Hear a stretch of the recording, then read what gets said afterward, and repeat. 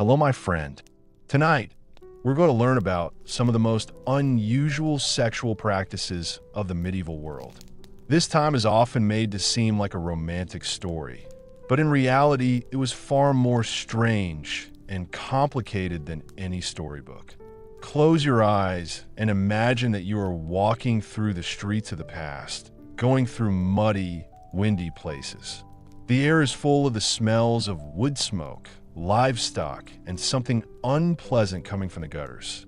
You can hear the blacksmith's hammer, sheep bleating in the distance, and merchants calling out to sell their goods in a busy marketplace. The wooden houses lean over the narrow lanes, making long shadows. But behind the simple and religious face of these places, there is a hidden world of desire, social rules, and strange habits that might surprise you. Just so you know, you probably won't stay innocent about the past the whole way through.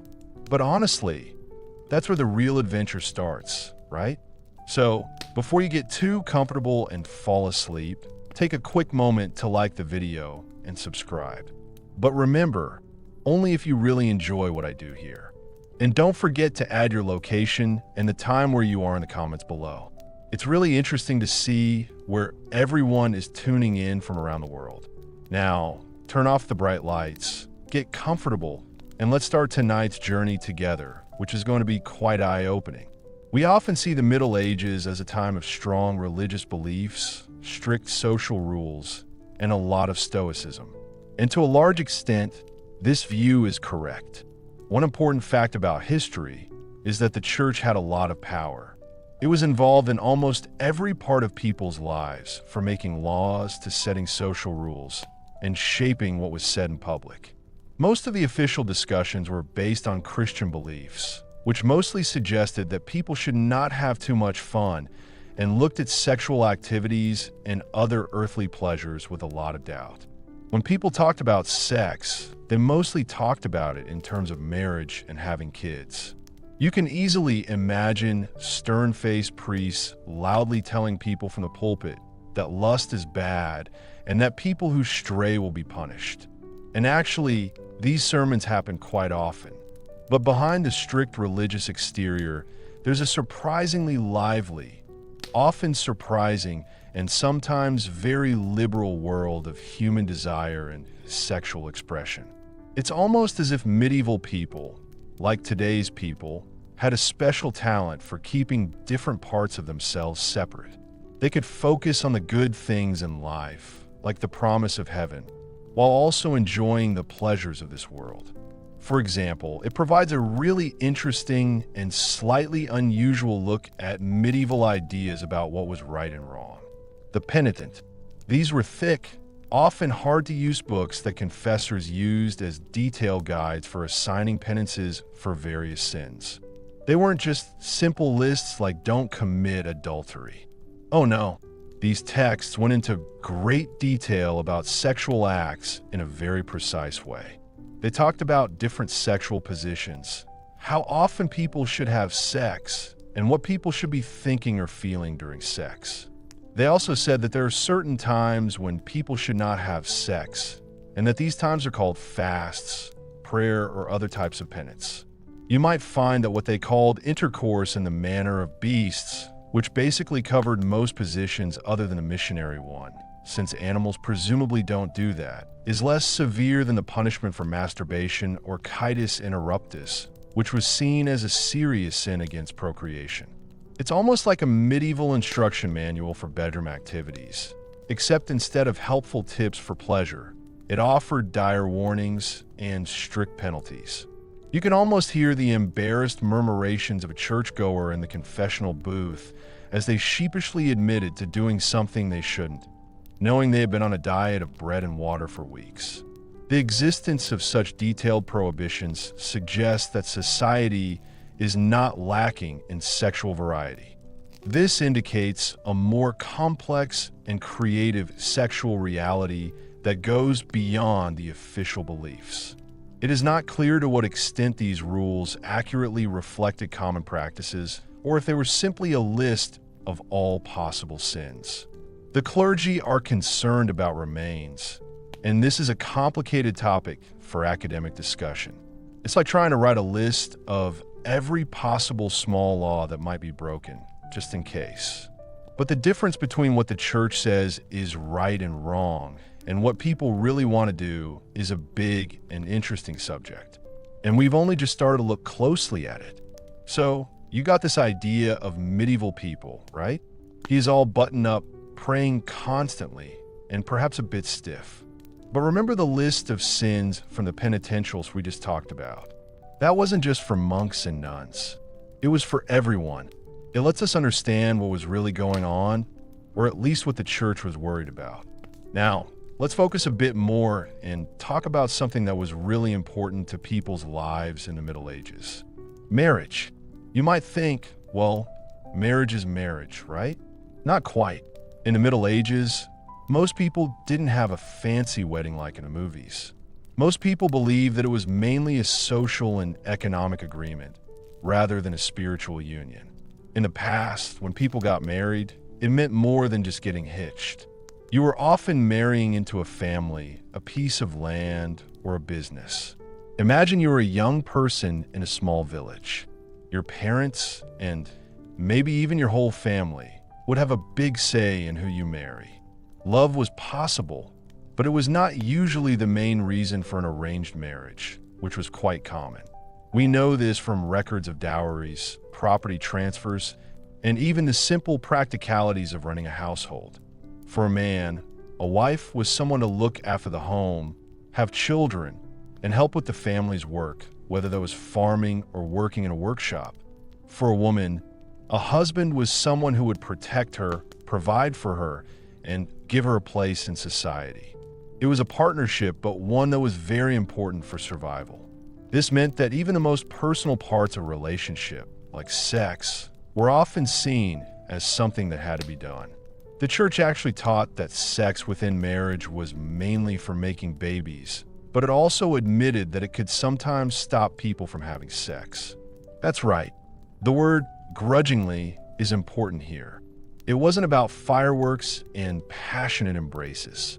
It was about stopping you from sinning elsewhere. One interesting detail that really shows this mix of duty and desire. The church was very clear about when people should have sex and also about having children. There were certain times when it was not allowed to get married, like during Lent, Advent, and on special feast days. It was even against the rules to get married every Sunday. Imagine having to plan when you can be intimate around the schedule of someone who is always busy. It seems crazy now, like trying to plan a romantic evening around a big sporting event, except with eternal damnation for getting it wrong. If a couple had sex during these forbidden times, it was considered a sin. The couple had to confess their sins and do penance. This wasn't just a small mistake. It was a serious violation of religious law. People often debate in an open way how well these rules were followed. They ask whether people mostly ignored them at home, or whether they were more like an ideal that no one reached. You can almost hear the quiet conversations in medieval bedrooms. Is it Advent already? I just got comfortable. It shows there's always a problem between the rules of the church and the natural human needs for love and friendship. People felt under a lot of pressure to have children, especially boys, especially nobles and landowners. A baron's wife could be a reason for a divorce or annulment, or, at the very least, she could cause great worry for the family. This pressure led to some strange and desperate attempts to have children. We will talk about these strange practices later. For now, just understand that the medieval marital bed wasn't just a place for rest. It was a time of high expectations and many duties. Despite the rules, there was a lot of real human connection. But don't let the strict structure fool you. But life found a way to survive, just as it always does. The human heart and other organs are not very good at following strict rules when it comes to matters of love and making babies. The church has very strict rules about sex and making babies. This is because they want people to have children. But this can make people wonder whether there is a way to avoid getting pregnant. You'd think that, with all the rules and expectations, people would have been desperate for ways to control the size of their family. You'd be right. It is well known that contraception in the Middle Ages was very basic and often dangerous. It relied on traditional remedies, superstition, and a lot of hope. Forget about modern pharmacies and neatly packaged pills. Medieval methods were more like something you would make in a witch's cauldron. They often had no effect, or at least were not very effective. Think about the practical problems. In medieval times, families often had to deal with difficult winters, poor harvests, or terrible diseases. There were more mouths to feed, which put more pressure on the limited resources available. For a couple, especially a woman, finding ways to prevent another pregnancy could be a matter of survival, not just convenience. So what could they do? One unusual approach was to wear certain amulets or charms. You might tie the testicles of a weasel around your neck, or perhaps, a dried mule's wound. Some people thought that carrying a piece of a plant called savin could prevent pregnancy, or that drinking a mixture of herbs and animal urine would work. It's a great example of how thankful we should be for modern medicine. You can almost hear people whispering nervously, "Are you sure this weasel bit works, Agnes?" Bartholomew is getting quite excited. The desperation shown by these methods shows just how important birth control is. Even though the church said it was wrong to try to prevent conception on purpose, they weren't just talking about rhythm methods, if you know what I mean. As well as these more imaginative approaches, there are also various herbal remedies believed to have contraceptive properties. Medieval texts often mention plants like pennyroyal rue and tansy as treatments for pregnancy or as contraceptives. People often brew them into teas or other drinks. Some of these had properties that could cause women to miscarry, and this was often dangerous. They were not very effective as a form of contraception. It's easy to dismiss these as silly, but think about how little was known about anatomy and reproductive biology at the time. People were just trying everything they could based on what they had seen and what they had been told. There's a lot of discussion among experts about how often these practices are used and how well they work. This is difficult to figure out from the records that are left. It's hard to say how often the medicine didn't work because people didn't understand how it worked. The plan was clear, but the result was often uncertain and very dangerous. And then there were the truly bizarre cases, which sometimes involved magic or rituals. Some texts describe burying certain objects in the ground or performing specific actions under the moon to prevent pregnancy. These weren't just medical practices. They were often mixed with the belief that magic and the natural world were closely connected. In the past, people thought that events were caused by unseen forces as well as real actions. One book might tell you how to make a herbal potion, while another book might tell you how to cast a fertility spell. It was a world where science, superstition, and desperation came together to create a strange and often dangerous mix as people tried to control or avoid new life. It shows how people have always wanted to be in control of their own bodies and lives, even when the tools they had were, by today's standards, very basic. In the Middle Ages, many people had problems getting pregnant, and it was very hard to give birth. So it is not surprising that people also tried to find ways to make themselves more fertile and increase their desire for sex. This takes us to the strange world of aphrodisiacs. It is well known that medieval medicine was heavily influenced by ancient Greek and Roman theories, such as the four humors. These theories often recommended dietary and herbal remedies to balance the body and stimulate various functions, including sexual arousal. These weren't just about making things more fun. They were often about making sure their children were strong and taking care of their husbands or wives.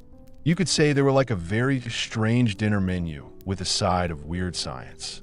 Think about the ingredients that were thought to make people feel more sexually attracted to someone. People thought sparrows were a good choice because they're known to be very loving. Or perhaps you'd like some powdered mundarare root, a plant with a mysterious past and magical powers. Then there were the bodily fluids. Some old recipes called for people to swallow mixtures that contained animal semen. We hope that, luckily, this was believed to give people some kind of special power. Others suggested blood, especially from strong and healthy animals. It's enough to make you lose your appetite, let alone your sense of right and wrong. It's easy to imagine a medieval cook preparing a love potion that smelled like a barnyard. These were desperate measures. At that time, having children was very important, especially having boys. If a couple didn't want to have children, it could cause big problems for their social life and marriage. There were also external applications and rituals, as well as ingestibles. One strange method involved carrying certain animal body parts. For example, wearing the dried liver of a pigeon or the bone from the right wing of a bat was thought to make a person more attractive or increase their sexual potency. And while we're talking about things you can use on the outside of your body, some texts recommend rubbing specific oils or salves on the body. The ingredients for these were often just as strange, with animal fats and various herbs being used, and the fact that they didn't work provides a fascinating insight into the medical and magical beliefs of the era. People often debate in the academic world about these products and ask whether their success was due to their physiological effects or whether it was all down to the placebo effect. It's easy to laugh at these beliefs, but they show how people want to be in control of their bodies and desires, and how dependent they are on the natural world and its supposed magical powers. In the medieval mind, people did not believe that creatures and plants had magical powers based on how they looked or behaved, or on old stories. The search for aphrodisiacs wasn't just about having fun. It was about health, fertility, and what people expected of them. You might be wondering if anyone ever really liked these drinks. It's safe to say that while they tried to make people feel physically excited, they probably made people want to vomit more than have a romantic evening. But when you don't have many options, even sparrow brains might seem good. At that time, the line between medicine and magic was very blurred. This meant that people were willing to try almost anything if it promised to fulfill a deep-seated need, especially when it came to making sure their family continued. We've explored how complicated medieval marriage was and how difficult it was to have children or not have children.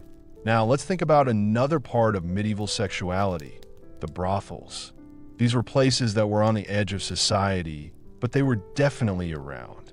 You might think that such places were completely hidden, working secretly.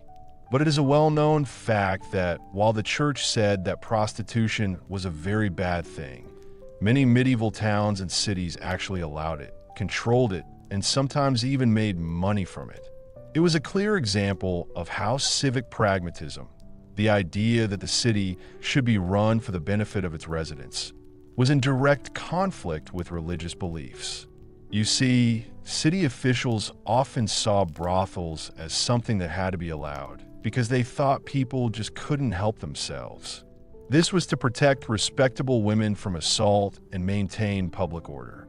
Picture a busy medieval street, perhaps narrower and dirtier than you imagined. These places were often found in specific areas or on the outskirts of towns.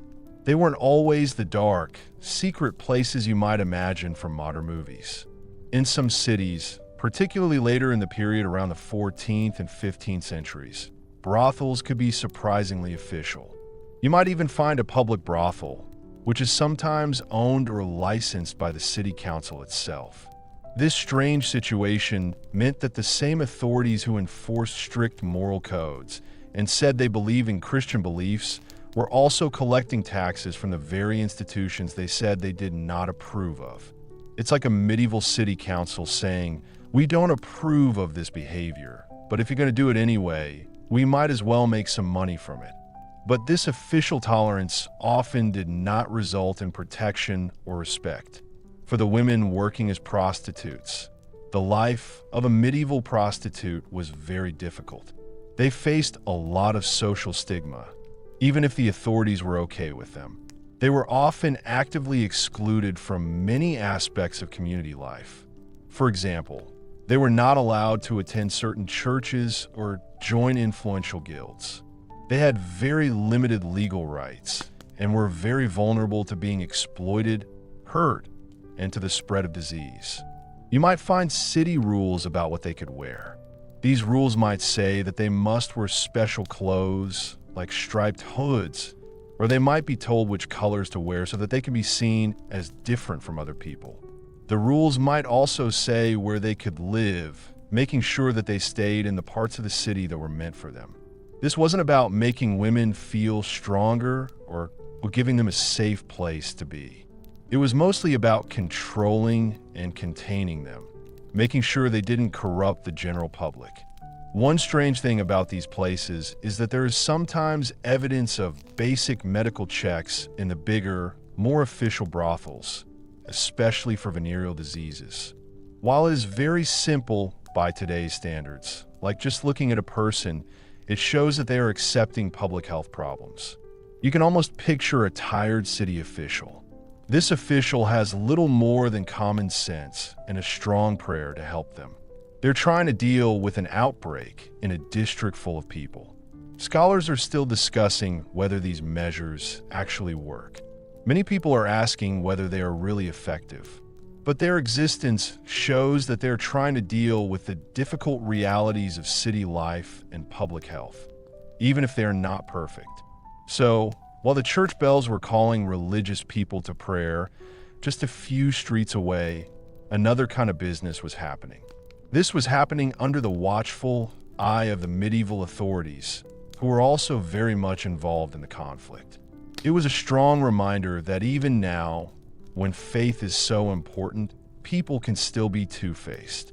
After looking at the idea of sodomy, which is a scary concept, let's now think about people who, because of their promises, were meant to be more interested in spiritual things than worldly things. The clergy, you see, were an important part of the medieval church. This was especially true for monks, nuns, and, to a lesser extent, priests. One of the most important parts of being a member of the clergy was that they had a promise to not have sex. This meant that they promised to live a life without getting married or having sex, and to dedicate themselves completely to God. But in reality, things were much more complicated. Clergy being celibate was expected, but often not followed. This led to many scandals, and the church authorities always had to fight to keep control. The church had always had problems with clergymen marrying and living with their partners. While not being married was more and more popular from the early Middle Ages, it was not always followed or practiced in all areas for hundreds of years. But by the High Middle Ages, the idea of priests not being married became much stronger. This was particularly after the Gregorian reforms of the 11th century, which aimed to make the church more pure. But even though the Catholic Church and local bishops said that priests should not, many priests had wives or other women they lived with, and it was common for them to have children. You might meet a priest who lived openly with a woman. Maybe he even had a family with the tacit approval of his church community. They valued his spiritual guidance and presence more than his strict adherence to rules that were often impractical. It was strange how they showed respect in public, but behaved differently in private. These relationships were against the law, but they weren't always kept secret. Sometimes these wives or girlfriends would even be referred to as priestesses or presbyteresses in the local parliament. This shows that people in the community accept this and that the rule about not having sex is not being followed. Children born from these kinds of marriages sometimes had to deal with social stigma and legal disadvantages, especially if they wanted to inherit church property. But they were still an important part of society. It is well known that this common practice of clergy being unmarried and having relationships was a problem that lasted for centuries, despite it being banned many times. It shows how hard it was for the church to make such a strict rule for all its members, who came from different areas and had different cultures. It's like trying to hurt cats, but the cats are also human beings with desires and needs. Some of them have a lot of power in their local communities. People often debate about how well these changes to the rules about celibacy worked in practice and whether they were properly put into effect. Records from church councils and from bishops visiting parishes to check on their clergy provide interesting glimpses into the widespread nature of these problems. These documents show that bishops were always trying to stop priests from keeping women in their homes. Some priests even try to pretend that their partners were housekeepers or sisters, but most people could see through this. It was especially hard to believe when there were lots of children involved.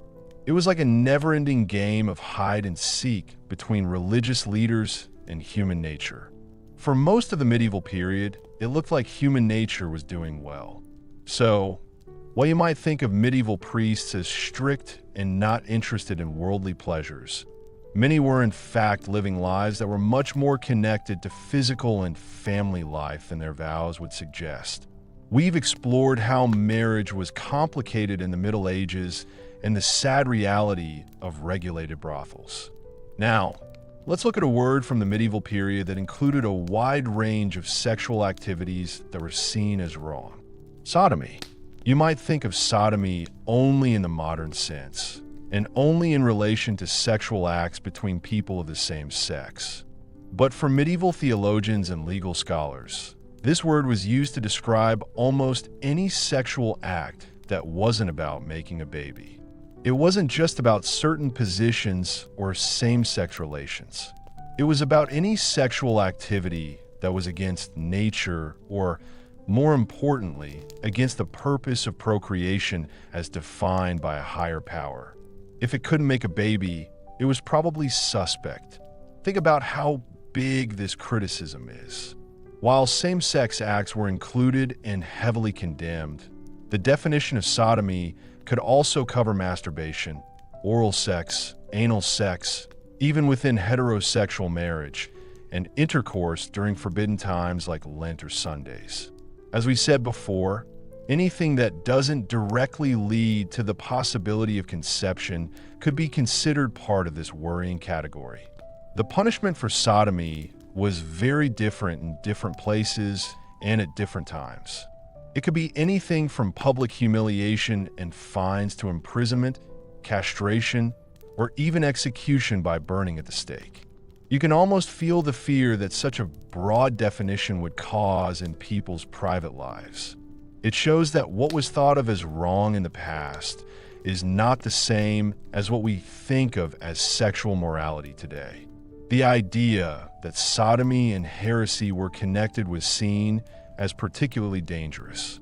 If you were accused of sodomy, it wasn't just a sexual sin against God's law. Some people think that this is a challenge to God's will, like saying no to what He has planned for us. This made it an especially dangerous accusation. It was often used against groups or individuals who were already viewed negatively for other reasons. For example, accusations of sodomy were sometimes used to discredit enemies or to suppress powerful groups like the Knights Templar. This added a moral dimension to political or economic motives.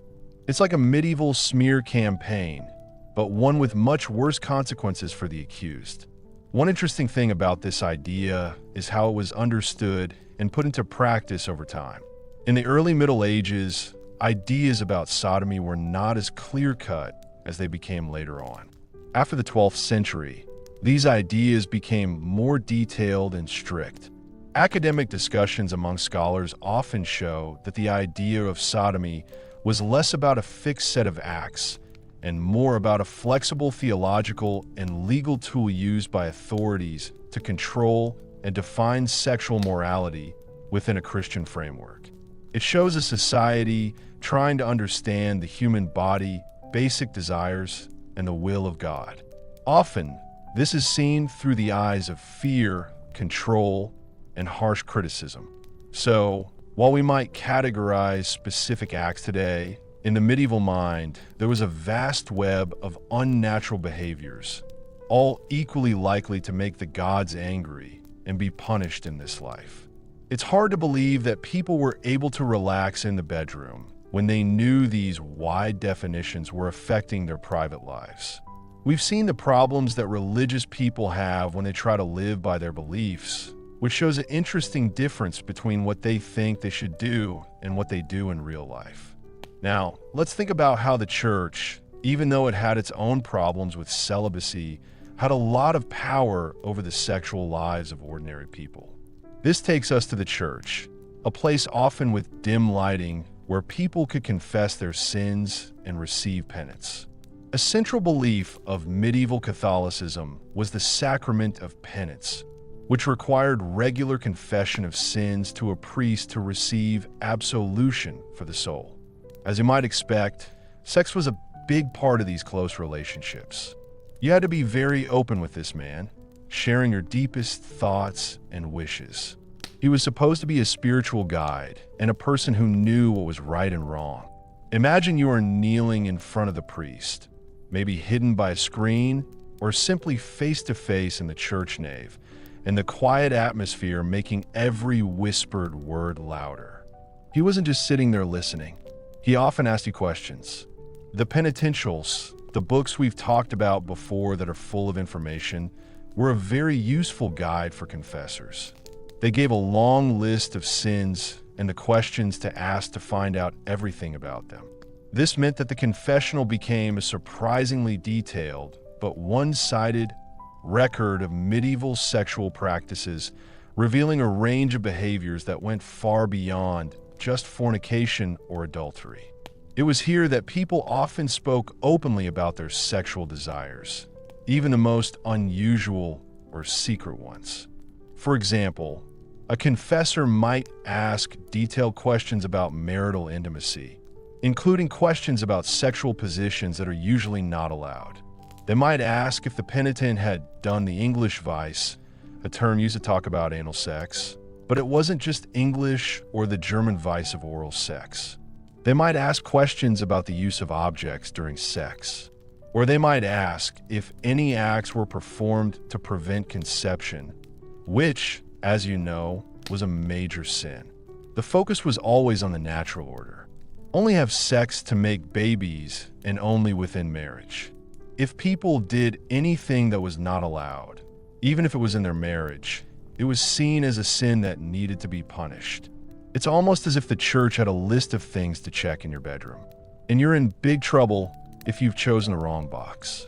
The level of detail could be very precise, which sometimes makes you wonder if the confessors were more interested in having all the details than in offering spiritual guidance, or if they were just too interested in the small details themselves. It is a well-known fact that the Catholic Church used confession to control people and spread its ideas about what was right and wrong. This became even more important after the Fourth Council in 1215, when it was decided that everyone should confess their sins every year. The records that come from confessional manuals, while not exact copies of real confessions, give us a unique look at what was seen as sinful and therefore what was probably practiced by at least some parts of the population. These texts reveal worries about things like onanism, which is when a person masturbates. This is usually thought to include ejaculating semen that doesn't lead to conception. Then there's bestiality, which we'll talk about in more detail soon, and even impure thoughts or dreams that lead to involuntary emissions. People often question how true these religious sources are when they talk about what most people did every day. Were people actually doing all these things? Or were confessors just trying to make sure they didn't miss anything? Maybe they suggest ideas to their penitents without meaning to. But the sheer number and detail of these questions suggest that medieval people were just as varied and imaginative in their sex lives as any other generation. Even though the church was watching, it must have been quite the conversation starter. if not exactly a comfortable one. We've explored how far the confessional spread into medieval bedrooms, and it's sometimes shocking how far it went. Now, we need to talk about a really worrying part of people's sex lives in the Middle Ages: bestiality. The idea is horrible to most people today, but in the Middle Ages, when people were influenced by religion and superstition, they thought it was okay for humans to have sex with animals. It was seen as a very bad thing, a serious violation of nature's rules, and a sin that often led to the worst punishments. Think about how most people used to think about the difference between humans and animals. They thought that there was a clear line that separated us from animals because of how we were created by a god. To cross that line sexually was not just a sin. People often thought it was a kind of evil magic. It is a well-known fact that both the church and the government often saw bestiality as a serious crime, often punishing it as severely as heresy or sodomy. The punishments could be really severe, like burning them alive, or even strangling or cutting off their head. Sometimes animals are killed too, as if they are guilty. You can almost feel the shared horror and panic that such an act would cause in a medieval community. They would see it as an insult to God and a direct path to chaos. People really did think that these things happened. There are records of real accusations and trials happening in Europe, but these are rare. These cases, often happening in rural areas where people and animals live close together and where daily life was closely connected, show the deep fears and anxieties of the time. The details that came to light would have made people feel very scared, making them think more about evil spirits and the fight against them. It's important to note that the very idea of bestiality could also be interpreted broadly by authorities, sometimes covering more than just direct sexual acts. For example, in some cases, it could be connected to beliefs about incubi and succubi, demons thought to have sex with humans while they are asleep. Sometimes, these demons can appear as animals to trick or hurt people. In the medieval mind, a sexual dream could be seen as evidence of a truly terrible sin against nature. The complexity of these beliefs becomes clear when you think about the details of medieval thought. Some religious texts even discussed how guilty the human participant was, depending on whether the act was forced by a demon or done without thinking. Historians often debate whether these accusations were true or just a sign of what people were thinking. But it is still talked about a lot in legal codes, religious books, and theological texts.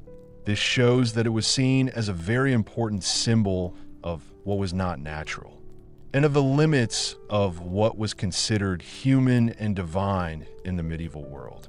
It shows how much medieval people were obsessed with order in nature and in the supernatural, and how bad things could get if you went against it.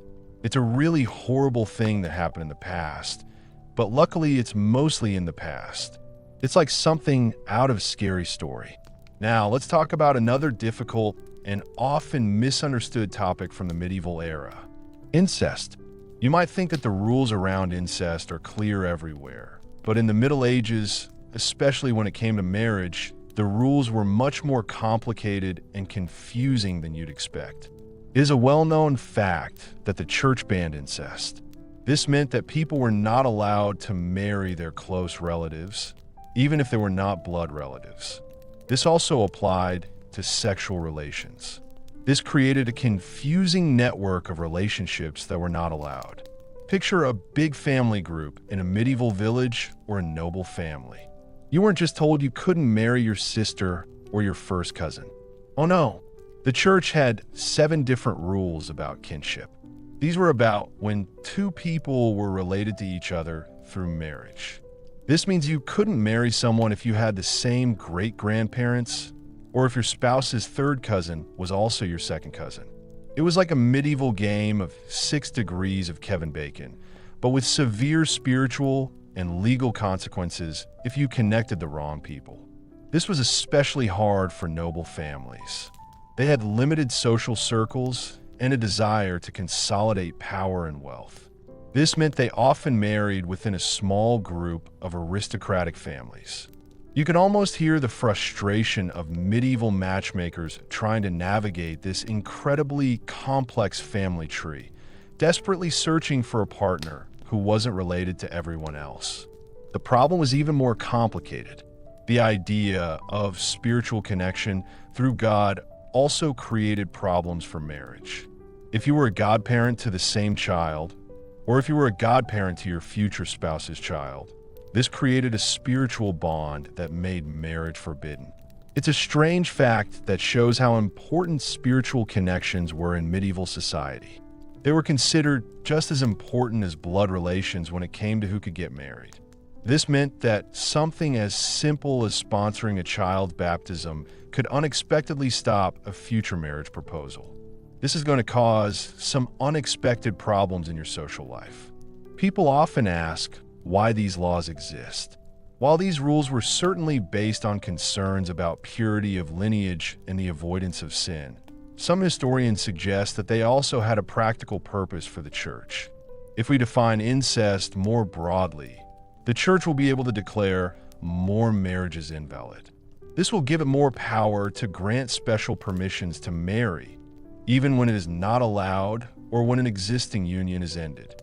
This meant that the church had a lot of power over powerful families. These families might need to use PayPal to marry a suitable partner if they found out that they were related to each other in a way that meant they were not allowed to marry.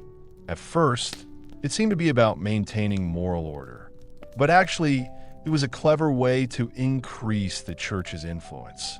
In medieval times, marriage was about more than just family lines. It was a complicated system that was controlled by God. After looking at how complicated medieval laws about incest were, let's now look at another attempt to control matters of the heart and body. Love potions. In a world where arranged marriages were common and people didn't always start relationships based on true love, the desire to win someone's love or rekindle a fading passion was very strong. Many people in medieval times did not understand chemistry or psychology. They thought they could control people's emotions and sexual desire with magic and folk remedies. These weren't just harmless romantic gestures. These were often dangerous combinations, and sometimes they would literally kill. Imagine someone who is so sad about not being loved by someone, or a husband or wife who really wants their partner to be faithful. Where would they go? Was it a local wise woman? Or maybe a traveling fraudster who promised miraculous results?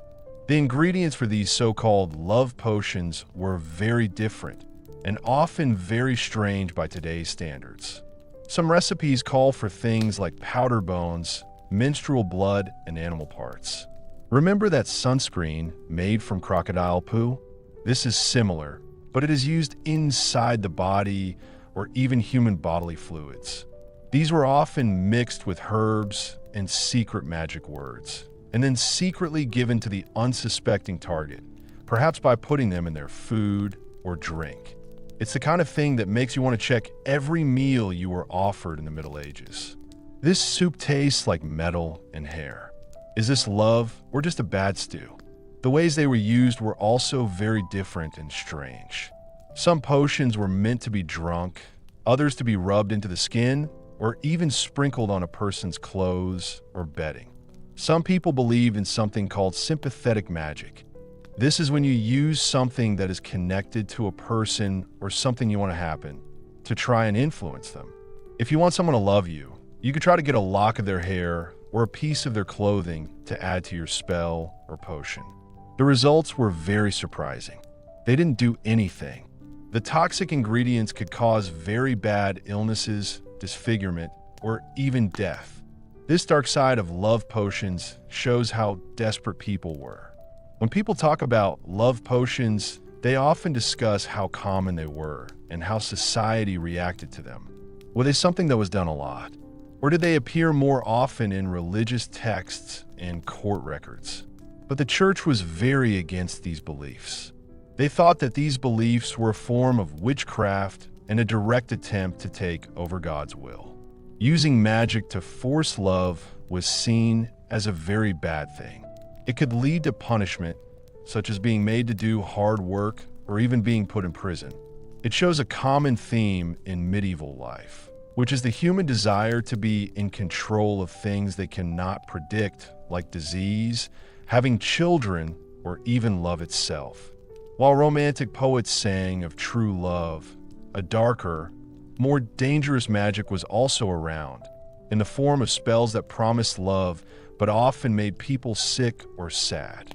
Next, we will look at sexual assault in medieval life. We have been looking at the strange and sometimes funny parts of medieval sexuality, but it is also important to think about the bad things that happened and the problems that people had. It is well known that sexual assault was a very common crime in the Middle Ages. The law often did not protect victims well enough, which meant that many people were left unable to get justice. Think about how difficult it must have been for women, especially those from poor backgrounds or those without a male guardian.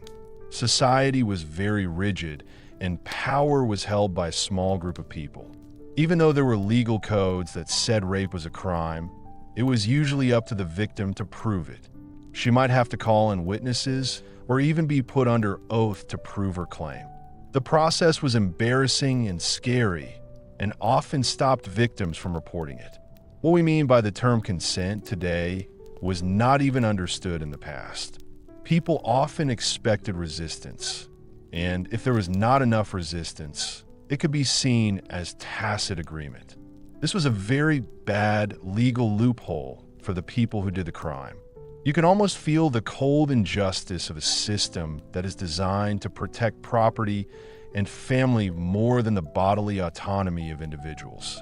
The legal penalties for sexual assault were different in different places and at different times, but they were often inconsistent and lenient for the person who committed the crime, especially if they had a high social status.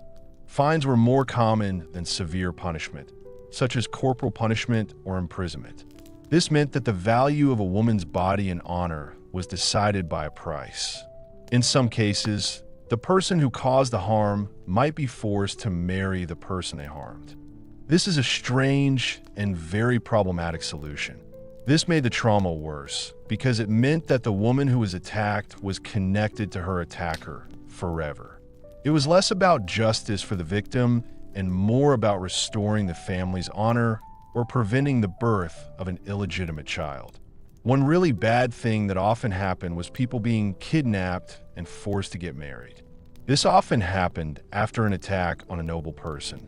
Romantic stories sometimes paint this as a romantic act, but in reality, it was usually a violent act of grabbing a woman, usually to get her money or political connections, and then forcing her to marry someone, sometimes after attacking her to make her unable to marry anyone else. The open debate among scholars about these practices often struggles with how to figure out the true amount of sexual violence from historical records that are in pieces. Many attacks go unreported or unpunished because people follow social rules and are afraid of being humiliated or getting even. This is very different from the idealized idea of chivalry. It shows that medieval society was complicated and dangerous, especially for people who had less power. It's a sad part of our story, but it's important to understand it to get the full picture of the time. Now that we have talked about the horrible truth about sexual assault, let's talk about a different, more natural and community-focused part of medieval life. This was still very much about having children, survival, who could have children in rural life. In a society that was very dependent on farming, where the success of crops meant the difference between life and death, the fertility of the land and the fertility of the people were often seen as closely connected. These weren't just about human babies. They were about the very existence of life itself. Think about the pace of the medieval farming year, which was all about sowing and harvesting at the right time of year. Many traditional beliefs, some of which were around before Christianity, continued alongside Christian practices, creating a mix of different beliefs. It is a well-known fact that many pagan rituals involving fertility were kept going during the Middle Ages, often with a thin Christian veneer.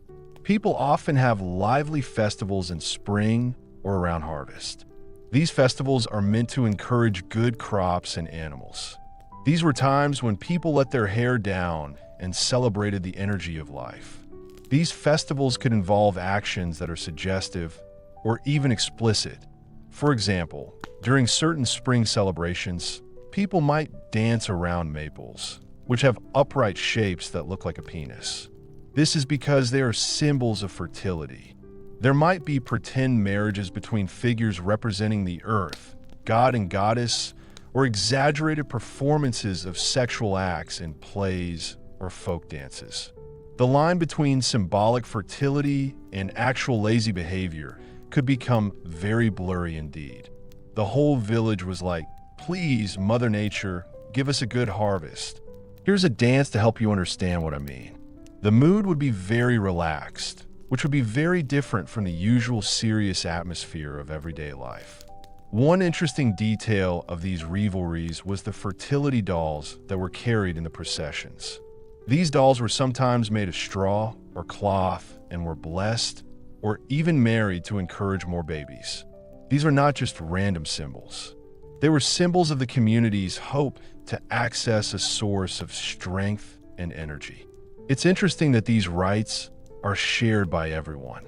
They were shared acts that brought the community together in a common cause, with everyone taking part in the hope of making sure everyone thrived. The academic discussion about these rituals often asks whether they were about people's rights to have children or just wild celebrations where some people thought they were happening. Even so, people's ongoing presence highlights the strong human connection to the land and the basic desire to keep life going, even if that meant some rather unchristian acts of abandon. It was a time when the sacred and the profane were closely connected, and this was because people had to survive. This was shown by the lively energy of the fight for the right to have children.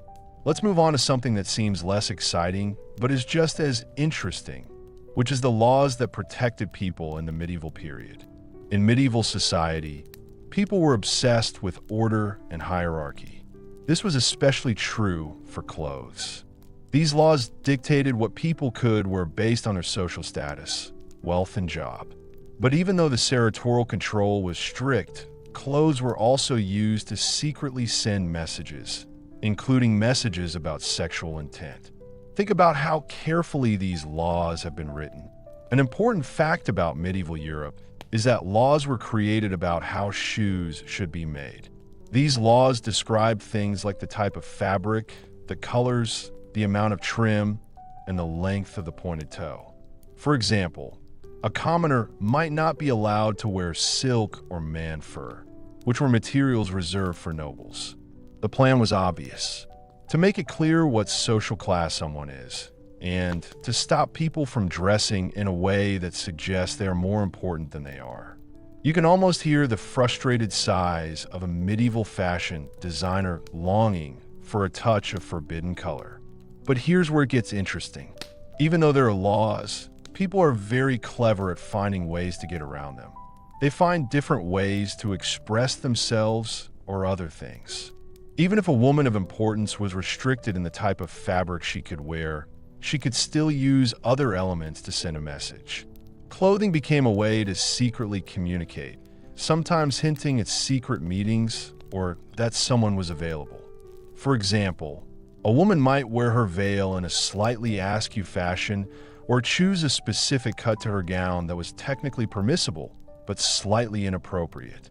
But going too far, sending a message to a possible lover that was missed by most people but was obvious to those in the know. It was like a secret code from the Middle Ages that was part of the way society worked. This subtle defiance extended to accessories like a particular type of belt, a specific jewel, or even the way a cloak was draped. These things could convey messages that went beyond the written law. These weren't always obvious hints of romance, but more like friendly invitations or ways of showing that two people liked the same things. This was easier than saying what they felt in a very organized society. The open debate among scholars about sanctuary laws often looks at this dual function. Were they really good at controlling behavior? Or did they accidentally create a more complicated system of hidden signals? The funny thing is that by trying so hard to control how people looked, medieval rulers might have encouraged people to be more creative and interesting in the way they express themselves. It shows how clever people are that they can still find ways to tell each other what they want, even when there are strict rules. Sometimes people do things that the authorities know about. We move from the subtle signs of luxurious laws to a far less subtle, often very obvious, part of medieval life: public punishments for private pleasures. You see, while people did have sex when they weren't supposed to, the results could be really embarrassing and shocking. People often want to control what is morally right or wrong in society. They do this by making big shows of people who have done bad things, to make others think twice about doing the same. Think about what it was like to experience medieval justice. In the past, public shaming was a common way to punish people for sexual crimes. It was seen as a more severe punishment than putting someone in prison for less serious crimes. If you were caught having sex outside of marriage, or even having a secret lover, especially if you were a priest, as we talked about earlier, you might find yourself in a very embarrassing situation that was meant as a punishment and to teach you a moral lesson for everyone to see. This wasn't about thinking quietly about your sins. It was about being ashamed of something. One common way of embarrassing someone in public was to tie them up and display them on a pole. You would be put in a wooden device that held your head and hands or feet for the stocks, leaving you exposed to the weather and the jeers of the crowd. People might throw vegetables, mud, or even worse at you, while shouting insults and accusations about sexual offenses. A sign might be hung around your neck, explaining what you did wrong. It's the kind of public performance that would make any modern reality TV show seem boring by comparison. The goal was to destroy your reputation, making it difficult for you to live a normal life within that community afterward. The emotional scars would likely last much longer than any physical ones. After the pillory, other forms of public humiliation were used depending on the specific offense.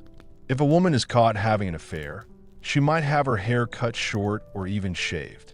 It was seen as a really shameful thing to do, especially because in our society at the time, long hair was seen as a sign of beauty and modesty. In some towns, people who have broken the law might have to wear strange clothes or walk through the streets with signs showing the things they have done wrong.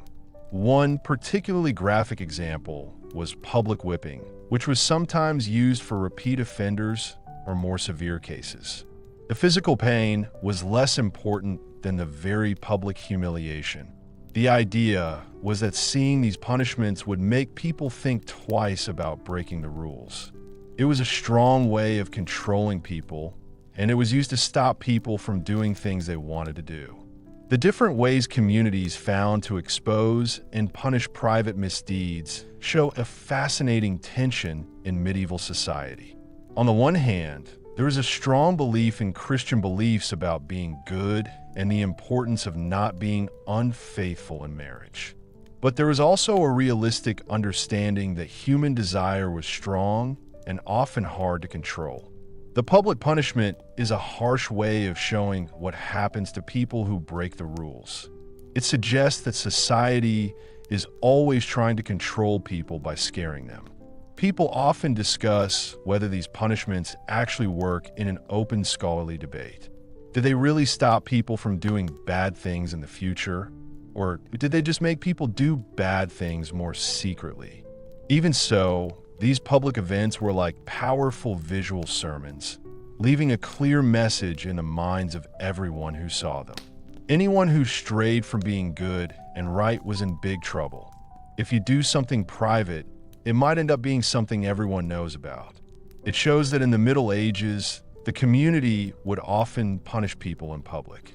We move from the public humiliation of the pillory to an even darker and more terrifying place, where medieval fears about sexuality, witchcraft, and criminal desire meet.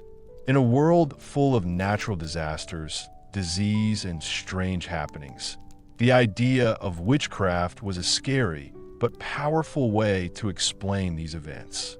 And it's important to note that accusations of witchcraft often became linked with accusations of strange sexual behavior, especially when it came to women. Think about how common it is to be afraid of the supernatural. A very important fact about history is that a lot of people were accused of being witches and punished during the late medieval period, especially from the 14th century onwards. This wasn't just about harmless folk magic. It turned into a scary search for people thought to be working with the devil, able to hurt others using magic. One of the devil's main tools was temptation, especially sexual temptation. You can almost feel the fear spreading through communities, turning people against each other, especially when strange illnesses or crop failures happen. People strongly believed that witchcraft and sexuality were connected. Women were often seen as more likely to be tempted by the devil because they were thought to have weaker moral character. Accusations often included claims of having sex with demons like incubi and succubi, which we mentioned earlier, or even having sex at a witch's Sabbath. This was a made-up gathering where it was said that unholy sexual acts were performed. These stories, often made up under torture, describe a terrifying picture of extreme lust and cruelty, completely opposite to Christian beliefs. It was as if the idea of women having sexual power outside of marriage and having children was so upsetting that it had to be made to seem evil and linked to the devil. Legal and religious writings on witchcraft, such as the well-known Malleus Maleficarum, the Witch's Hammer, published in 1487, clearly described witchcraft as a sexual act. They emphasized that the devil was always wanting more and that the witch was happy to take part. This text is a guide for witch hunters. It explains how witches are said to have demons. It also describes how the demonic semen is cold and how the unholy pleasure from such acts is described. These horrible descriptions, believed by scared people, made them panic and led to cruel punishments. When scholars talk about the witch hunts, they often talk about how women were seen as evil and how people were scared of women having power and being sexy.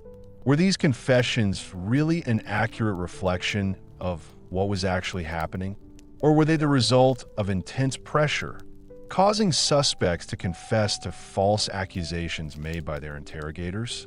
But the scary mix of sexual deviance and demonic deals led to a lot of people, mostly women, suffering and dying in unimaginable ways.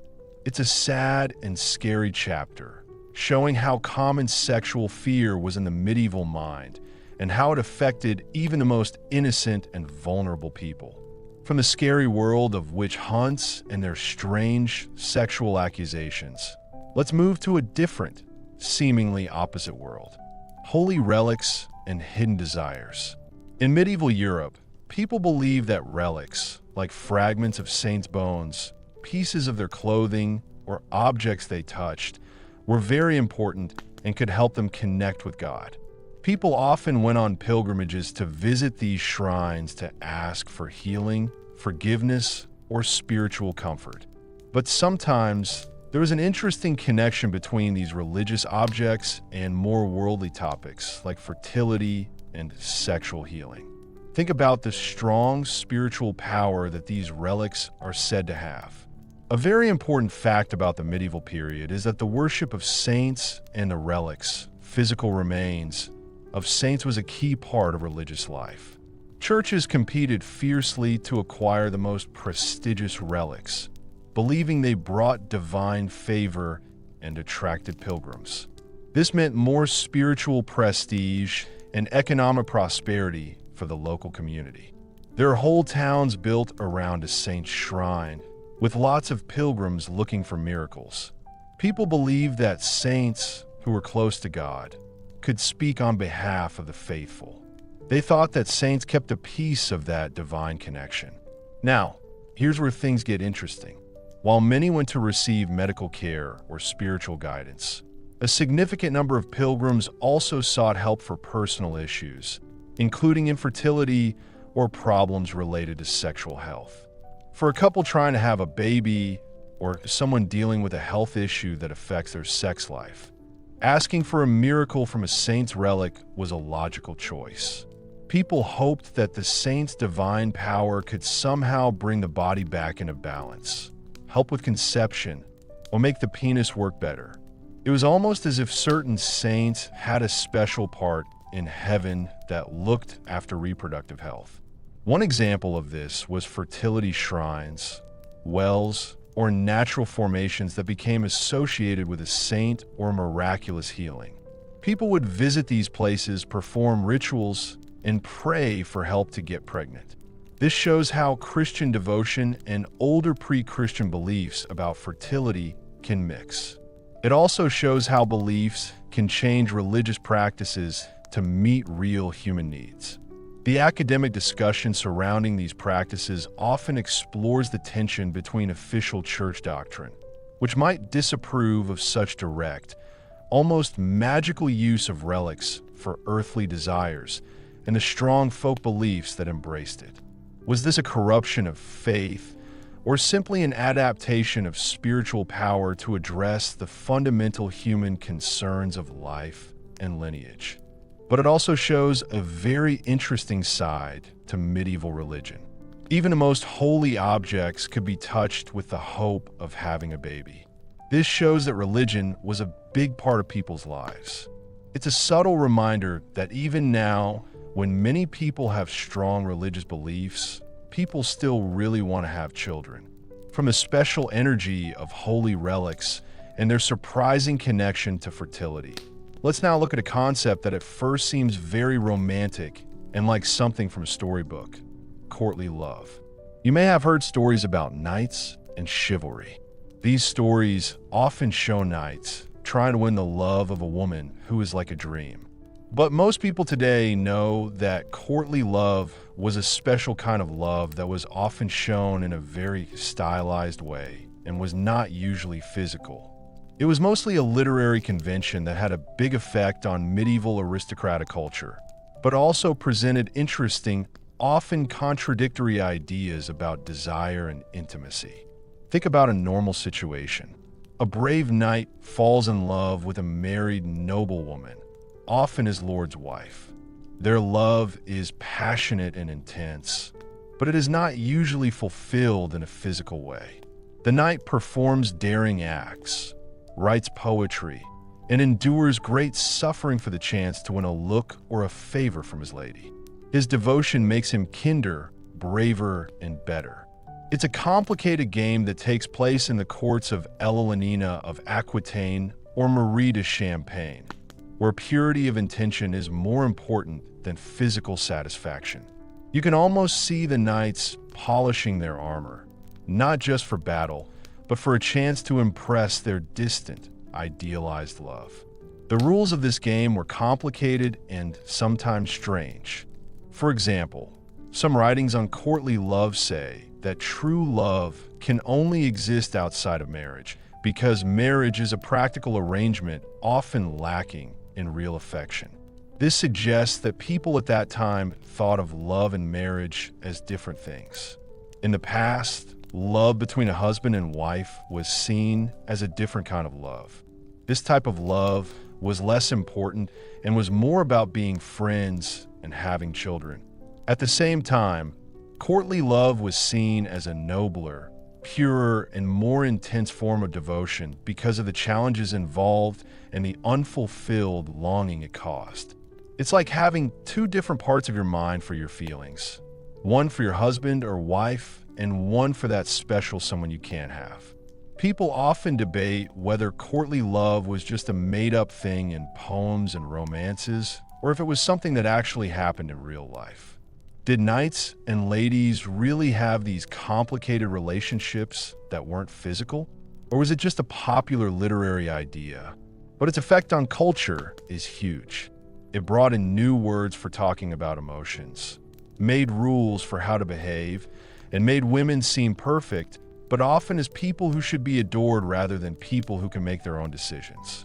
While it wasn't about strange sexual practices in the basic sense, its main idea, a highly passionate yet often unfulfilled desire, was a very strange and important way of thinking about intimacy. It created an ideal of love that was more than just physical, but surprisingly, it came from people's natural desire for intense, but often unfulfilled love, like the idealized version of courtly love.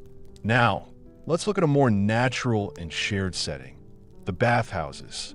You might think that medieval bathing was an unpleasant experience, but in many cities, public baths were busy places where people met and socialized. They were often used for more than just cleaning. They also had surprising connections to sex. Think about what daily life was like in a medieval town. Most people didn't have their own bathrooms at home, so public baths were a way of life, especially in big cities.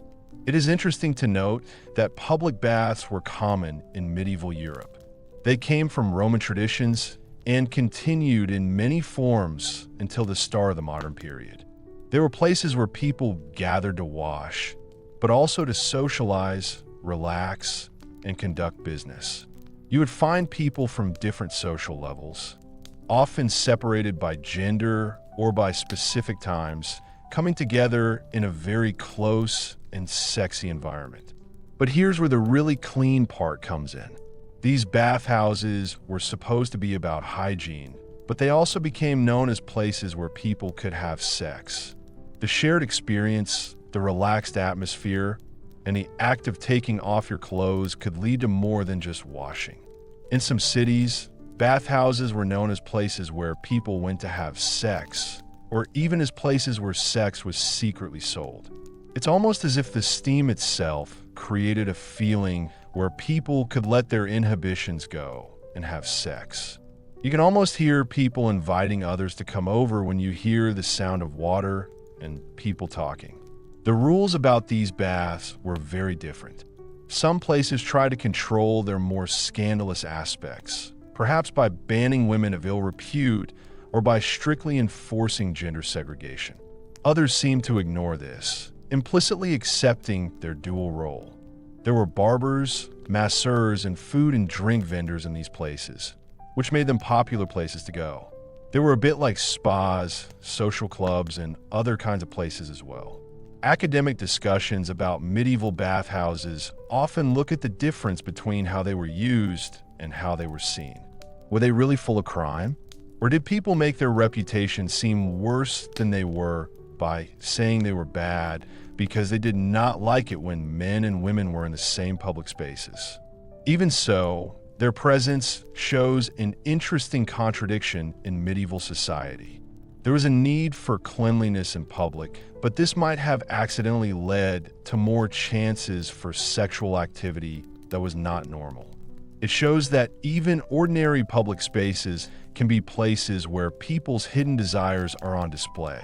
Let's move on from the hot public spaces of bathhouses to the medieval understanding of the human body and its illnesses, especially those related to sex. This leads us to medical problems and cures that don't work. In the Middle Ages, doctors didn't understand how the body worked. They thought problems like impotence, infertility, and diseases were caused by imbalances in the body's four humors, the influence of the stars, or even God's punishment. The medicines they gave us were strange, didn't work, and sometimes even got us into trouble. Think about the most common medical ideas of the time.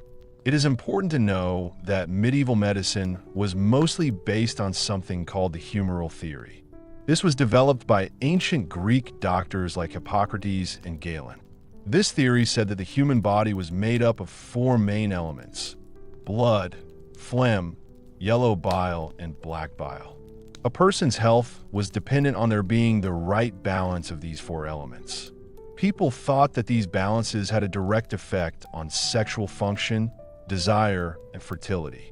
If you have low libido, it might be because you have too much of a certain type of bodily fluid. This treatment will add warmth and moisture to the body. Picture a medieval doctor thinking about your friend and how they act, and then saying that they clearly weren't in the right mood for love. So, what were the treatments for sexual health problems? Are you worried about impotence or infertility?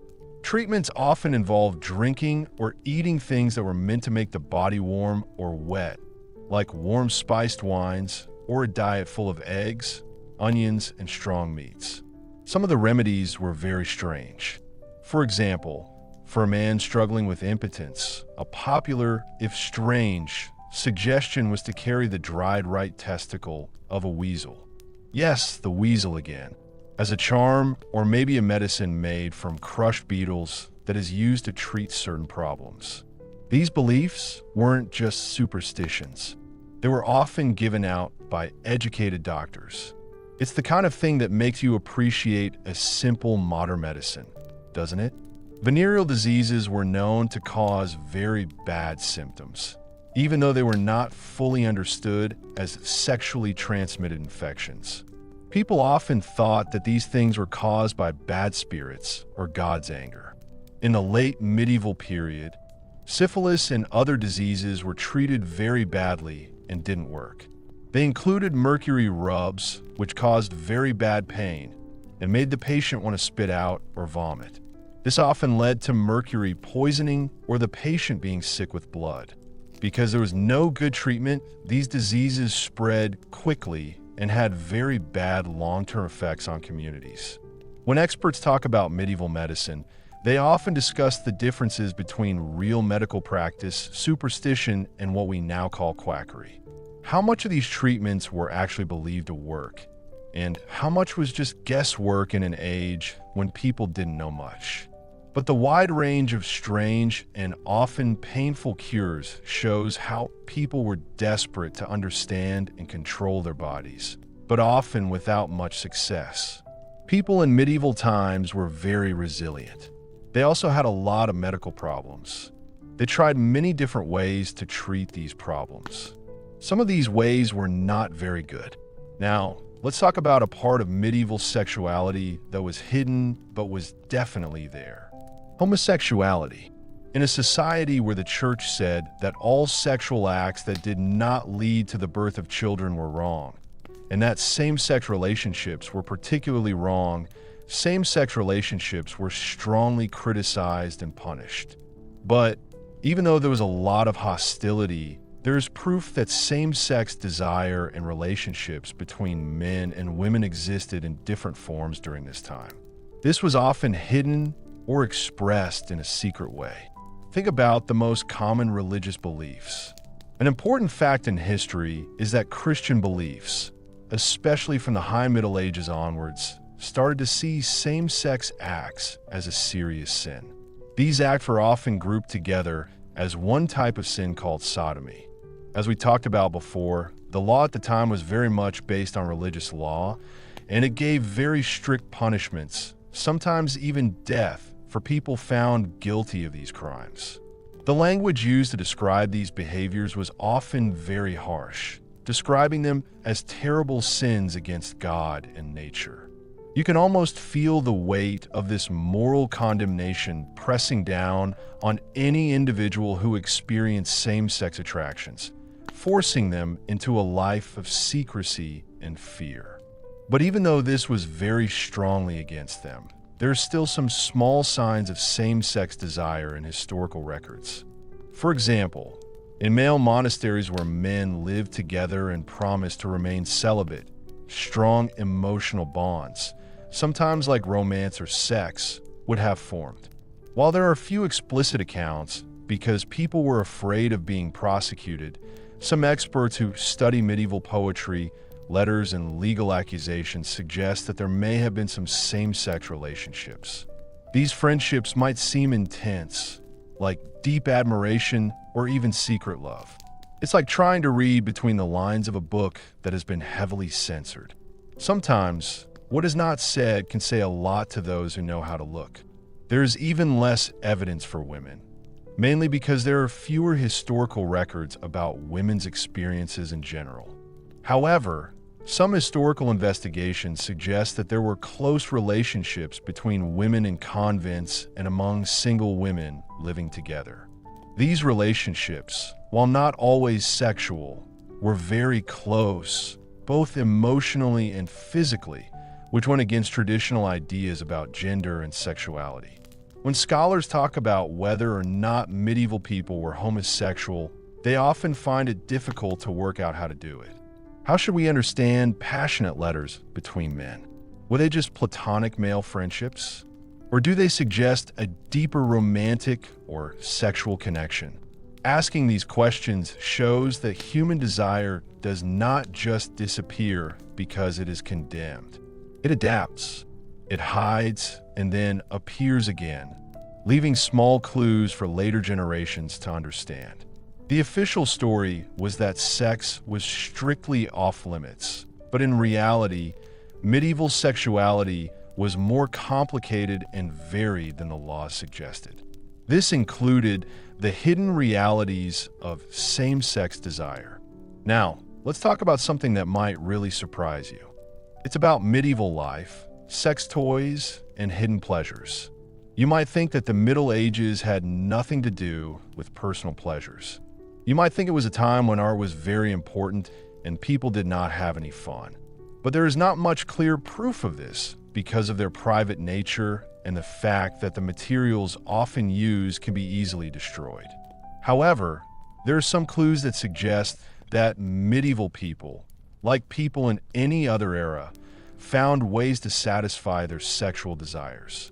Think about the general culture at the time. It is a well-known fact that despite the church's strong opposition to masturbation and sex without making babies, people have always wanted to enjoy themselves and get sexual pleasure. This basic desire did not just disappear because it was thought to be wrong.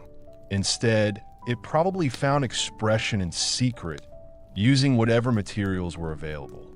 You wouldn't find brightly colored plastic devices advertised in a medieval marketplace, but necessity is the mother of invention. It is not surprising that there is very little evidence for explicit sex toys from the medieval period. These objects were often made of wood, leather, cloth, or hardened clay. However, these materials rarely survive for hundreds of years during archaeological digs. Sometimes they were deliberately destroyed to avoid scandal. But some interesting historical and archaeological discoveries give us a few glimpses. For example, medieval medical books sometimes mention devices used to treat problems like hysteria in women. Some modern scholars do not take this seriously. The instruments were described in a way that made them sound like vibrators, even though they were mainly used for therapy and not just for fun. It's like a medieval doctor prescribing a treatment that by pure coincidence is also enjoyable and not just for specialists. It's very likely that everyday objects were used for personal enjoyment. Think of smooth stones, carved pieces of wood, or tightly rolled cloths or leather. People's imaginations, free from religious rules, are really good at finding creative solutions for personal needs. There's a lot of discussion among experts about these possible artifacts. This discussion often finds it hard to agree on what the artifacts are. One question is whether a smooth, oddly shaped piece of wood is a personal pleasure object or just a normal tool that has lost its original function over time. Without detailed descriptions, we have to guess what they are based on what other similar things we have found. But the fact that these discussions happen and that sometimes they find things that suggest this is true shows us something very important. Human sexuality is universal and everlasting. Even though people were very critical of what they did and punished severely for it, people still found ways to explore their private desires. They changed the things in their lives to create moments of personal secret pleasure. It reminds us that even in societies with strict rules, the human body and its desires are a private matter. From the secret world of medieval sex toys, let's now move on to the spiritual but still very sexual world of dreams and demonic tricks. In the medieval mind, the boundary between the waking world and the dream world was much more blurred than it is for us today. Dreams are not just random neurological activity. People often thought of them as messages, signs, or even direct actions from gods or demons, especially when it came to sexual experiences. Think about how common Christian beliefs about demons are. A very important fact about the Middle Ages is that lots of people believed in incubi and succubi. These were particular types of demons. In the past, people thought that incubi were male. Incubi were believed to be male because they were thought to be lying on their backs. Female demons who had sex with sleeping women, while succubi from succubar to lie beneath were female demons who had sex with sleeping men. These weren't just made-up stories. They were seen as very real threats. They could steal vital bodily fluids, cause illness, or even impregnate women. In the case of incubi, this could result in monstrous offspring or human offspring. If people thought the demon had just collected human semen somewhere else, you can almost feel the fear of a medieval person waking up from a very clear sexual dream, wondering if they had just been visited by a demon. So, if you have a sexual dream or an orgasm while you're asleep, you might feel very worried about it. For a medieval person, this wasn't just a normal thing that happened to them. It could be a demon trying to tempt him or even trying to attack him. As we talked about, priests would often ask about such dreams. They did this to try to work out if the person had had bad thoughts before, which could have made them more likely to be visited by a demon, or if they were just innocent victims. This shows an interesting part of medieval moral theology. People could feel guilty not just for things they had done, but also for experiences that they thought were caused by demons. It's like being blamed for something bad that you couldn't control just because it involved a topic that some people think is wrong. The medical and religious writings of the time talked a lot about these demonic encounters. Doctors sometimes offered natural explanations for such dreams, linking them to diet or an imbalance of humors. But even they often said that there might be something demonic going on. The main academic discussion about incubi and succubi is about how they explain things that could not be explained before. In the medieval mind, these things included sleep paralysis, vivid dreams, and nocturnal emissions. They provided a way of understanding and explaining why things happen that we can't control. But whatever the reason, medieval people thought that these demons were to blame for dreams and sexual experiences that happened while they were asleep. This made them feel scared because they thought that the demons were dangerous. It shows how the supernatural was a big part of medieval life, even in the most private and unconscious moments. Let's move on from the creepy world of demonic dreams to a really interesting and strange part of medieval society: prostitutes and patron saints. You see, as we've talked about, the church strongly criticized prostitution as a serious sin, and society often treated those involved badly. There was a strange mix of people being judged and, surprisingly, a way to be forgiven for your sins, often shown by people you would not expect, like holy figures. This shows that in medieval religious thought, things were more complicated than just being good or bad. Think about what it's really like to be a prostitute. This is a well-known historical fact. They were treated like outcasts by society, were at risk of being taken to court, and were constantly in danger of being attacked or catching a disease. But even though they were thought of as sinners, Many medieval people believed that even the worst sinners could be forgiven if they were sorry for their sins. This important Christian belief created a surprising way to feel hopeful, even for those at the very bottom of society.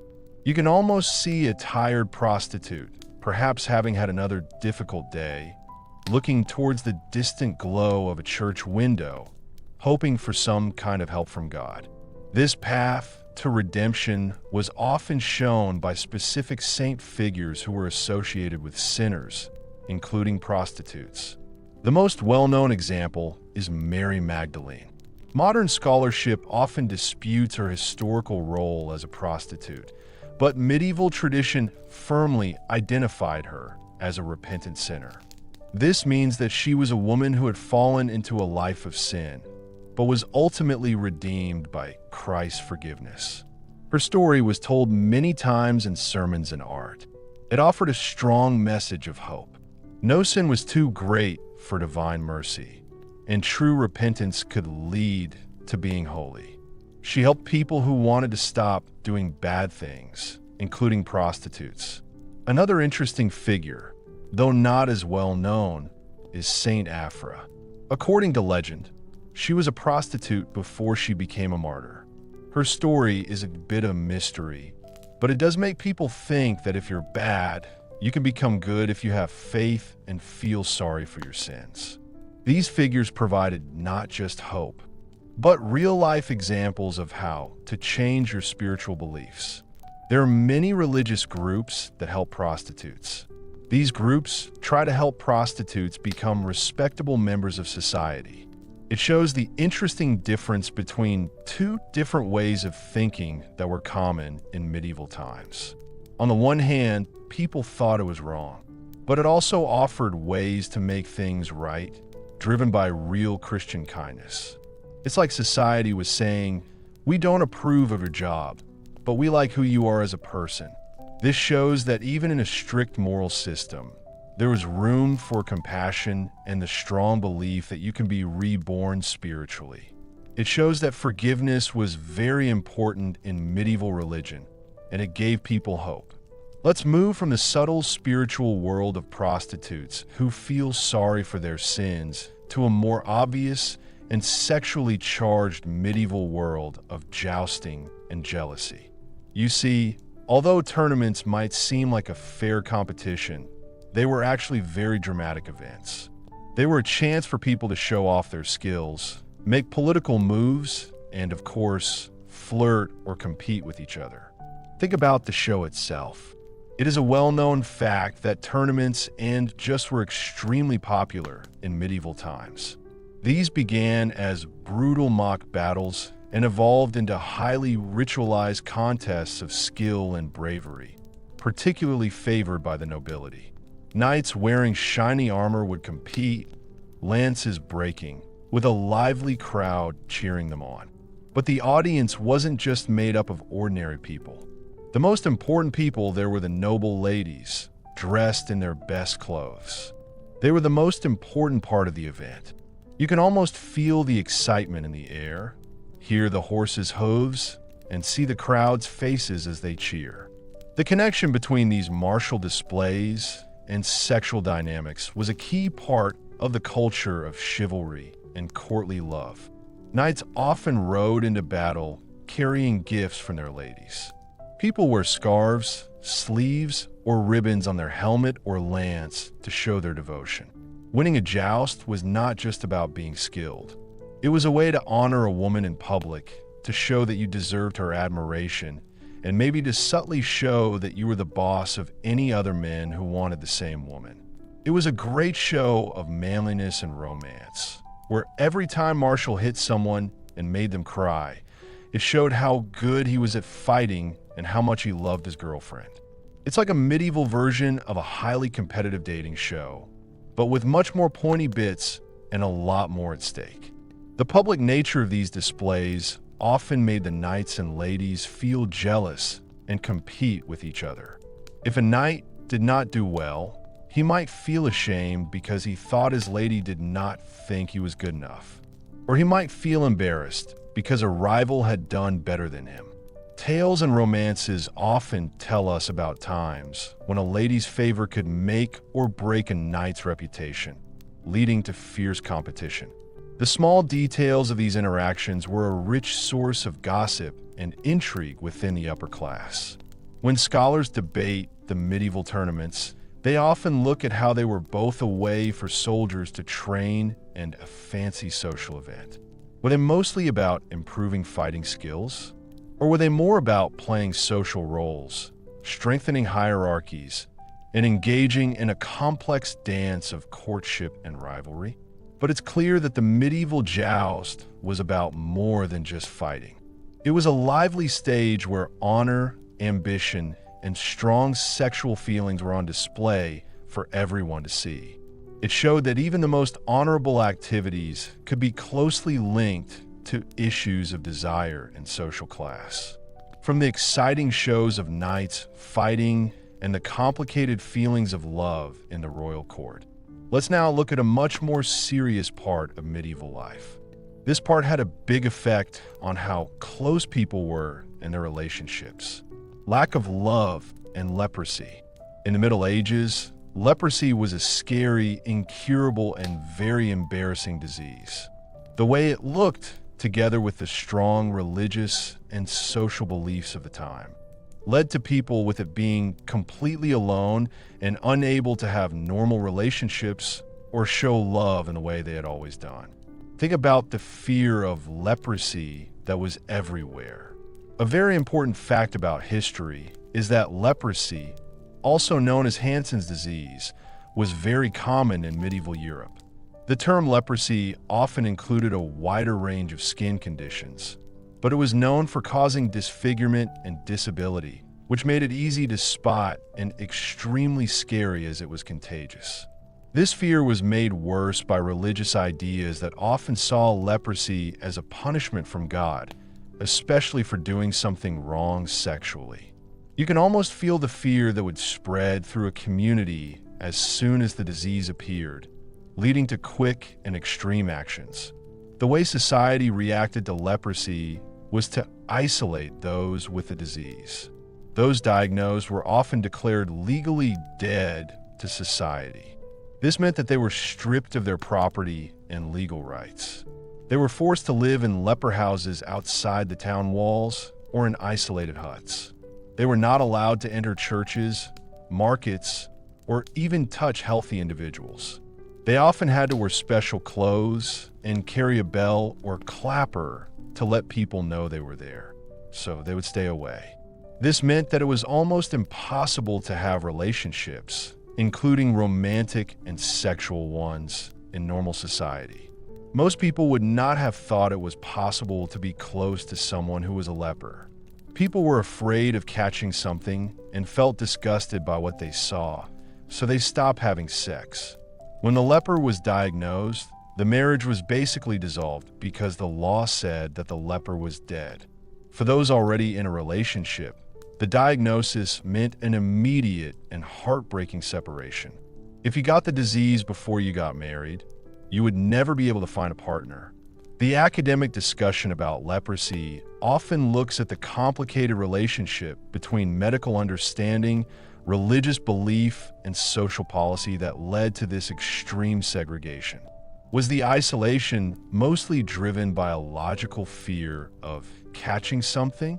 Or was it more about morality and a way to get rid of people who don't fit in? It was very hard for him. It shows how problems with your body, along with strong ideas in society and religion, can stop you from loving and being close to other people.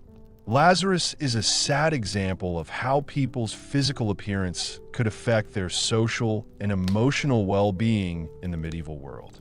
From the tragic isolation of leprosy, let's now look at another desperate and often dangerous attempt by medieval women to control their reproductive lives, using herbal remedies and risky abortions.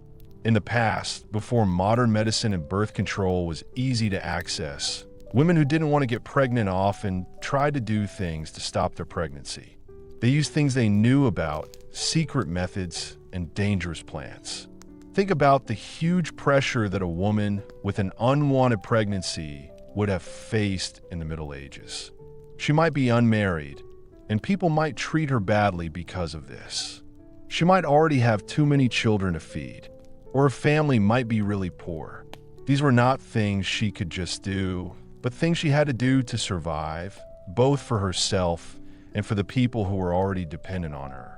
It is a well-known fact that, despite the church's strict condemnation of abortion as a mortal sin, desperate women in medieval times sought ways to terminate pregnancies, often at great personal risk. You can almost feel the weight of their impossible choices and the fear and desperation that make them turn to dangerous solutions. The main way to get an abortion was by using different herbal mixtures. We mentioned that plants like tansy, rue, and savin are also known for their ability to cause an abortion. People drank these herbs in tea, ate them in various ways, or sometimes used them as a medicine. The knowledge of these plants was often passed down through generations of women, shared quietly among communities, or sometimes given by local healers or midwives. It was a secret and dangerous medical practice that was done away from the eyes of the official authorities. It's like an underground network from medieval times, with information and hope shared secretly and with urgency. The danger was huge. The amount of these herbs was often wrong, which could lead to severe poisoning, bleeding, permanent injury, or even death of the woman herself. At that time, scientists didn't understand how these plants affected the body.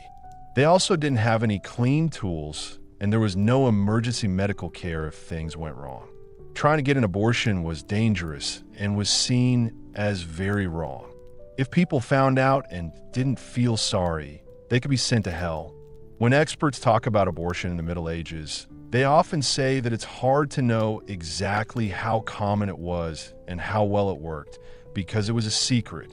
Records are usually only made when something bad happens, like someone gets really sick, dies, or there's a big public scandal. But medical texts, penitentials, which listed as a sin, and legal documents still talk about these herbal remedies. This shows that even though there were huge risks and people were condemned for using them, women continued to use them because they were desperate. It shows how desperate women could be to control their pregnancies and how they would do anything to get an abortion, even if it meant risking their lives. Let's try to make things more cheerful, or at least change the kind of chaos we're talking about by looking at feasts and things that were once off limits. Life in the Middle Ages was hard, but there were lots of big celebrations like festivals, royal coronations, weddings, and celebrations when the harvest was successful. These feasts were about more than just food and drink. They were moments of joy and freedom. In their friendly atmosphere, they sometimes led to secret sexual meetings, mixing joy and desire. Imagine the huge size and amazing variety of food at a medieval feast, especially one for nobles. It is important to know that medieval feasts were very big events that lasted for many days. They involved lots of food, wine, music, dancing, and entertainment. They were places where people could show off how rich and powerful they were, with tables full of food, free wine, and musicians playing all the time. For ordinary people, village fairs and seasonal celebrations also provided similar, if less fancy, chances to get together and have fun. You can almost smell the delicious food, hear the loud laughter, and feel the amazing freedom of a night where people seemed a bit less strict about social rules. In this kind of environment, people might feel less shy. The combination of alcohol, the fact that you can't see the people around you, and the party atmosphere meant that it was easy to flirt, be seduced, and even have sex. A quiet corner of a busy hall, a moonlit garden outside the castle walls, or a dark lane during a nighttime procession could be the place for a stolen kiss or a secret meeting. It's like a medieval office Christmas party, but with nights and much heavier drinking, leading to some regrettable decisions that might result in a trip to the confessional later. The events, Their short duration and the break from normal routines made people feel more relaxed. People traveled from far and wide, meaning they met strangers more often. This allowed them to make connections that wouldn't be possible in their home villages, where everyone knows each other. There's a lot of debate among scholars about whether medieval feasts were really as wild as they are often made out to be. Some people say that stories about these feasts are exaggerated and that they were not as bad as people say. But sermons and moral books often warned against drunkenness and bad behavior at feasts. So it seems that people took this advice. It highlights a key aspect of human nature. When we're feeling good and relaxed, we might want to enjoy ourselves and try out some fun things, even if they're a bit risky. The feast was a happy celebration of the community and all the food and drink that had been grown or made. For some people, however, it was also a time when they could enjoy themselves in a way that was not allowed at the lively and often inappropriate medieval feasts. Let's look at a source that gives a very honest and often funny view of the more sexual side of medieval attitudes. You see, while religious texts and legal documents showed how important it was to be strict about morality, medieval popular literature, particularly Fabio's FES, and even some narrative poems, enjoyed stories about the body, sexual suggestions, and funny stories about people having affairs. This shows that there is a difference between what is officially said and the often rude humor of ordinary people. Think about what books are like now. It is important to remember that medieval literature was not just made up of epic poems about knights or saints' lives. A lively tradition of writing in the language that people spoke every day. From the 12th century, it became more popular and was read by more people. These popular genres include the fables, short comic poems often full of sexual humor, which came from France. You can almost hear the laughter and gasps of an audience in medieval times, sitting around a storyteller waiting for the next joke about a cheating husband or a priest with a sexual interest in a church member. These stories were very funny because they made fun of people in charge and the way they behaved. They often included sexual situations, but they were usually funny rather than erotic. For example, you might find a story about a wife tricking her husband into believing she's invisible so she can sneak off with her lover, or a priest trying and often failing to seduce a churchgoer. The humor often comes from the strange situations, the smart tricks, and the big desires of the characters. It's like a medieval sitcom, but with much more open talk about bodily functions and secret relationships. Reading these books can give us a valuable understanding of what people thought about sex and what they found funny. It suggests that people should feel more relaxed and open about sex than the church might suggest. While these stories were probably exaggerated to be funny, they must have been based on common experiences and attitudes to be so popular. When scholars debate medieval body literature, they often focus on how it can tell us something about society. Was it just a crude form of entertainment? Or did it have a deeper purpose? Was it used to challenge social hypocrisy and provide an outlet for desires that religious doctrine had suppressed? But these stories show that medieval people were not always very religious or strict. They were very funny, saw the funny side of people's mistakes, and liked the strange things that can happen when you're sexually attracted to someone. It is in stark contrast to the more serious depictions of medieval morality. We can see that the idea of laughter in medieval literature is linked to the idea of lust and law.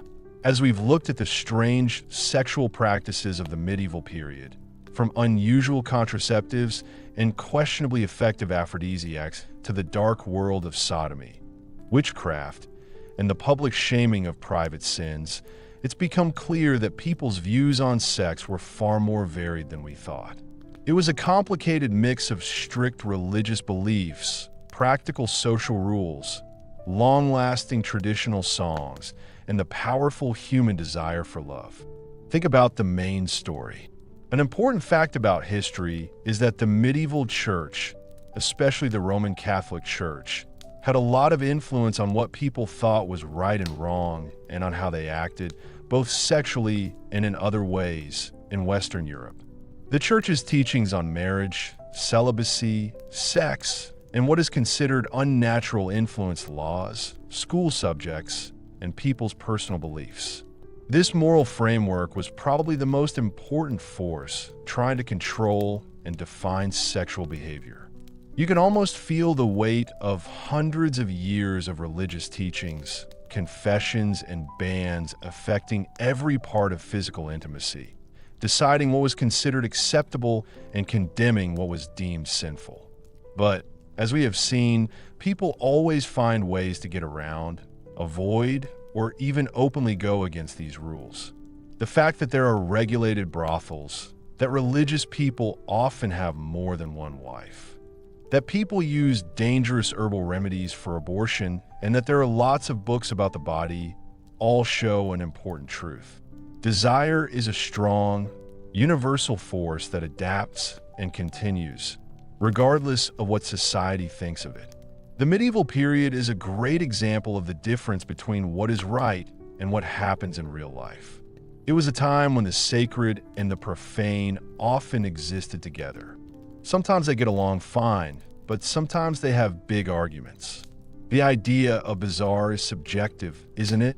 If a medieval person thought wearing a dried weasel testicle was normal contraception, a lot of us today would think it was crazy. But many of our modern attitudes towards sexuality, which are based on ideas of individual freedom, consent, and different types of identity, would have been impossible to understand and even believed to be wrong by people in the Middle Ages. When academics talk about medieval sexuality, they often say that it depends on the culture. It shows that although the ways people express themselves and the rules of morality have changed a lot, the basic human feelings of love, desire, and wanting to be close to someone have stayed pretty much the same over time. It's a powerful reminder that even though the details change, the basic human needs don't. So what is the most important thing that we can learn from these medieval sexual practices and the laws that govern them? They show us how we think about sex in a way that is often uncomfortable but also very interesting. They show that people have always been trying to find a balance between spiritual beliefs and physical desires, and between the rules of society and the freedom of the individual. As you drift off now, perhaps with a new respect for modern plumbing and contraceptive methods, remember that the echoes of these medieval tensions and desires still exist, shaping our understanding of sexuality, morality, and the complex, often strange journey of human experience through time. Sweet dreams, asterisk.